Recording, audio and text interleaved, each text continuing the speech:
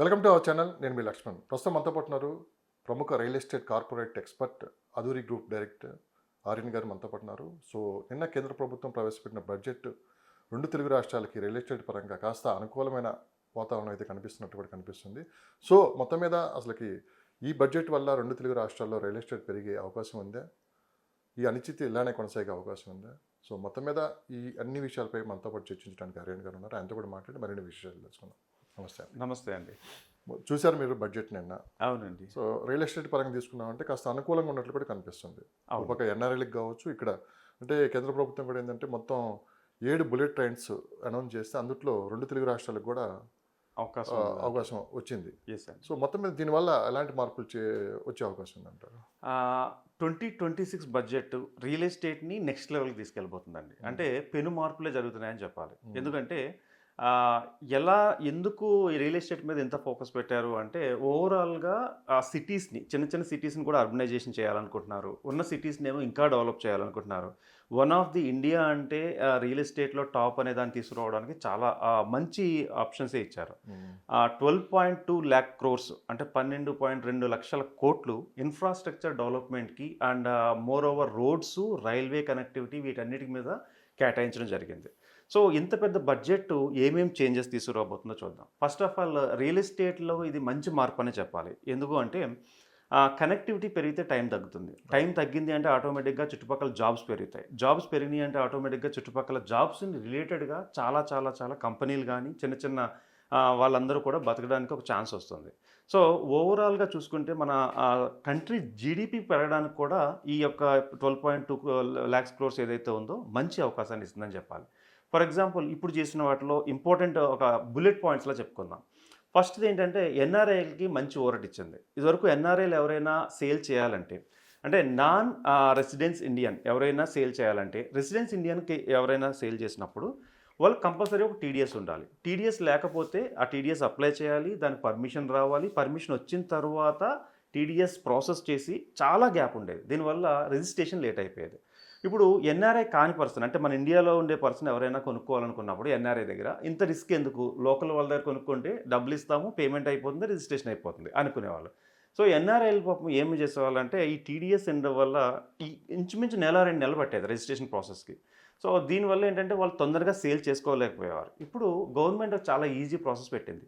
ఎవరైనా ఎన్ఆర్ఐ నుంచి ల్యాండ్ కొనుక్కున్నా లేదా ప్లాట్ కొనుక్కున్నా వాళ్ళకి టీడీఎస్ అనే ఆప్షను టీడీఎస్ తీయలేదు, ట్యాన్ అనే ఆప్షన్ లేకుండా ప్యాన్తోనే ఇచ్చేసారన్నమాట. టీడీఎస్ కంపల్సరీ కట్టాల్సిందే, బట్ ట్యాన్ అప్లై చేయాలి అనే ప్రాసెస్ తీసేశారు. ఓన్లీ మనకు ఉన్నటువంటి ప్యాన్ ఆధారంగా మనం టీడీఎస్ని అప్లై చేసేయచ్చు, అదే డిడక్ట్ చేసేయచ్చు అన్నమాట. ఫర్ ఎగ్జాంపుల్ ఏదైనా ఎన్ఆర్ఐ 1 crore రూపీ ల్యాండ్ కానీ ఒక ప్లాట్ కానీ ఎవరికైనా అమ్మాలనుకుంటున్నారు. దెన్ అప్పుడు ఏమవుతుందంటే దాంట్లో short term gains, long term gains అని ఉంటాయి. షార్ట్ టర్మ్ గెయిన్స్ అంటే 24 months కంటే లోపల కొని అమ్మేస్తే కనుక దాని మీద 30% ఉంటుంది.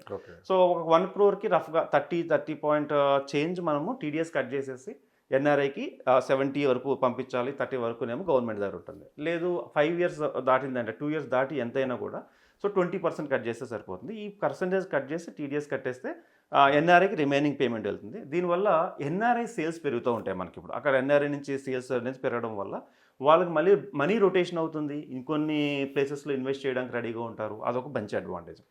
సెకండ్ బుల్లెట్ పాయింట్ ఏంటి అంటే ఇన్ఫ్రాస్ట్రక్చర్ మీద రోడ్స్ కానీ రైల్వే కనెక్టివిటీ కానీ చిన్న చిన్న సిటీస్ని డెవలప్ చేయాలనే కాన్సెప్ట్ కానీ చాలా బాగా చేశారు. అంటే ఫర్ ఎగ్జాంపుల్ రోడ్స్ బాగా ఎక్స్పాండ్ చేశారు అండ్ రైల్వే కనెక్టివిటీ బాగా చేస్తున్నారు. దీనివల్ల యూజెస్ ఏంటి అంటే ఒక ఊరు నుంచి మరొక ఊరు వెళ్ళడానికి ఉండే టైం అనేది తగ్గిపోతుంది.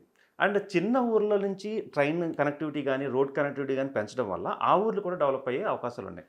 అంటే టైర్ 2, టైర్ 3 సిటీస్ని బాగా ఫోకస్ చేశారు. ఇప్పుడు వరకు టాప్ సిటీస్లో ఎలాగో డెవలప్మెంట్ వచ్చేసింది, టాప్ సిటీస్లో రేట్లు కూడా బాగా పెరిగిపోయినాయి.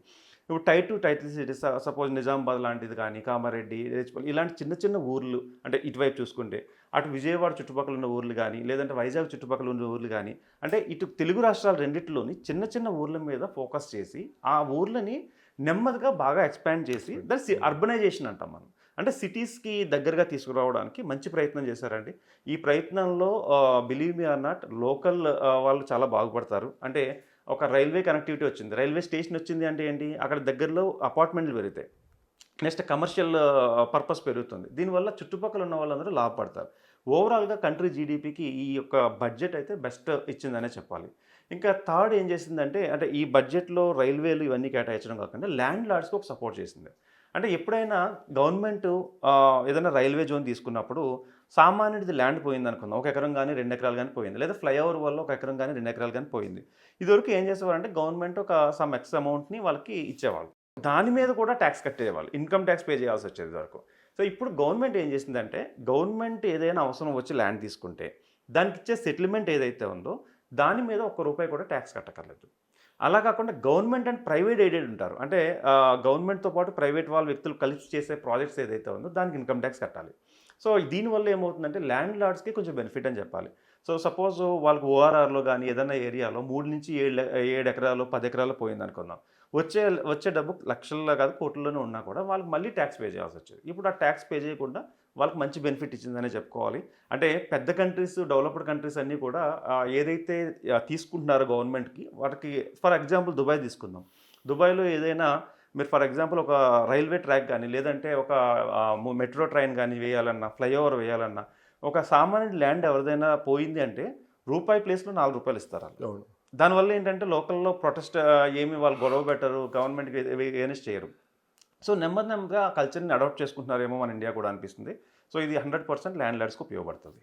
సో, మొత్తం మీద నిన్న నిర్మలా సీతారామన్ గారు అమరావతి గురించి ప్రత్యేకంగా ప్రస్తావించారు. Yes.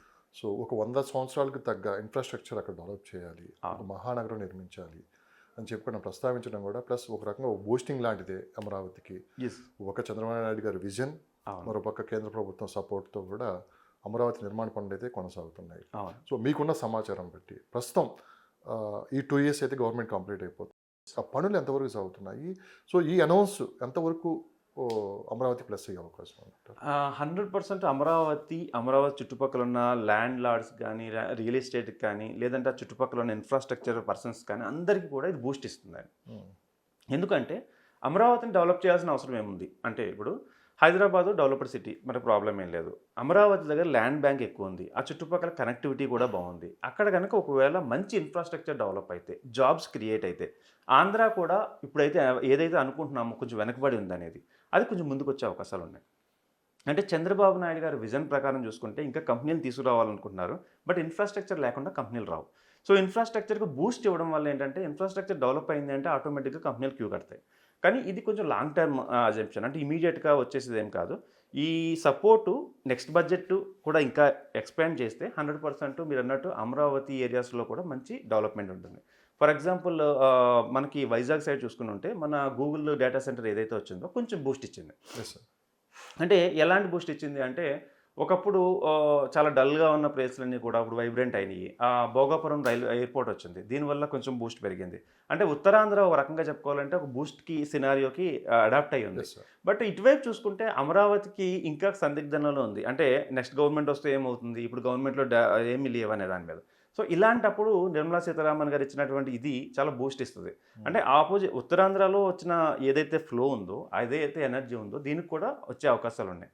ఫర్ ఎగ్జాంపుల్ ఇప్పుడు గుజరాత్‌లో కూడా ఇప్పుడు మొత్తం ప్రపంచంలోనే పెద్దదైనటువంటి ఒక ఎయిర్‌పోర్ట్‌లు గానీ, లేదంటే చైనా బేస్డ్ మోడల్ గానీ ఇప్పుడు ఎలాగైతే తీసుకొస్తున్నారో, అలా విధంగా ఎయిర్‌పోర్ట్‌కి సంబంధించిన కనెక్టివిటీతో పాటు ఈ అమరావతిని బాగా డెవలప్ చేయగలిగితే 100% నెక్స్ట్ లెవెల్ ఆఫ్ మనము డెవలప్‌మెంట్‌ని అయితే చూడగలుగుతామన్నమాట. 100% బూస్ట్ ఉందండి దీనికి.